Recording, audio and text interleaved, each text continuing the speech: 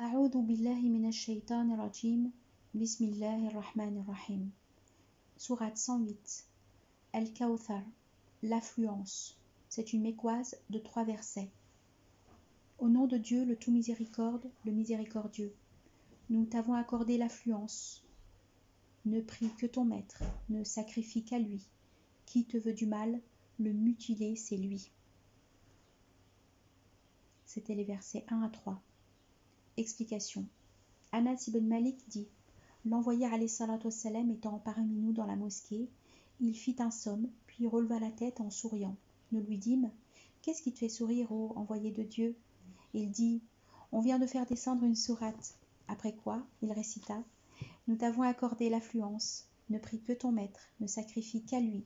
Qui te veut du mal, le mutiler, c'est lui.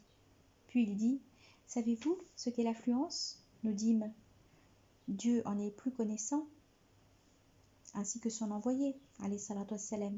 Il dit: C'est une rivière, mon maître me l'a promise, elle contient de nombreux biens. Anas ben Malik dit: Après son ascension dans le ciel, le prophète alayhi salatu wassalam a dit: Je suis arrivé à une rivière aux rives de perles évidées.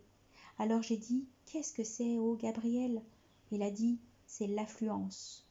Dans un autre hadith, il est dit: C'est l'affluence que ton maître garde pour toi. Aïcha dit: L'affluence est une rivière dans le jardin. Ces deux rives sont de perles évidées. Saïd ben Jubayr dit: La rivière se trouvant au jardin fait partie du bien que Dieu lui a donné. Cette exégèse est beaucoup plus générale. La rivière est un élément partitif de l'affluence. Mujahid dit: L'affluence est la profusion de biens dans l'ici-bas et dans la vie dernière. Ikrima dit: C'est la prophétie.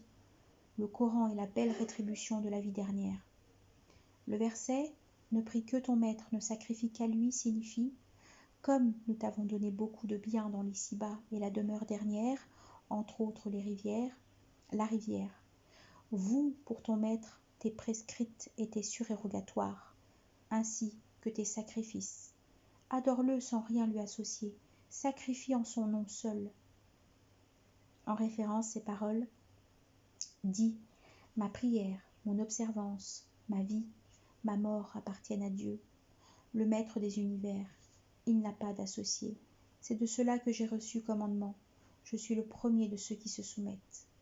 Ibn Abbas dit: Le sacrifice visé, c'est l'égorgement rituel. Le verset « Qui te veut du mal, le mutiler, c'est lui » signifie Muhammad, celui-là qui te hait et est le vrai que tu apportes, est lui-même l'amoindri, l'humilié, dont la citation est inexistante. Ibn Abbas et Mujahid disent: Cela est descendu à propos d'Al-As ben Wa'il. Yazid ben Roman dit: Quand Al-As ben Wa'il entendait parler de l'envoyé alayhi salatu wassalam, il disait: Laissez-le, c'est un homme mutilé, qui n'a pas de descendance masculine. Quand il mourra, son souvenir sera à jamais rompu. C'est pourquoi Dieu a fait descendre cette sourate. Un autre avis dit: Elle est descendue à propos de Uqba ben Abu Maït. Atta dit: Elle est descendue à propos d'Abu Lahab. Quand le fils de l'envoyé alayhi salatu wassalam mourut, Abu Lahab s'en alla dire aux associants: Muhammad a été mutilé cette nuit. C'est pourquoi Dieu a fait descendre à ce sujet: Qui te veut du mal, le mutiler, c'est lui. Ibn Abbas dit: Elle est descendue à propos d'Abu Jahl. Le segment Qui te veut du mal, c'est ton ennemi signifie c'est ton ennemi, selon Ibn Abbas. Le mutilé signifie c'est celui qui reste seul, selon Ikrima. Les dénégateurs ont imaginé que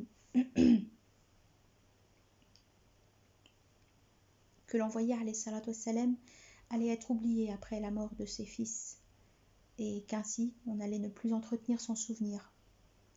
Mais Dieu a maintenu le souvenir de son envoyé alayhi salatu wassalam en instaurant sa religion parmi ses adorateurs. Fin de la sourate.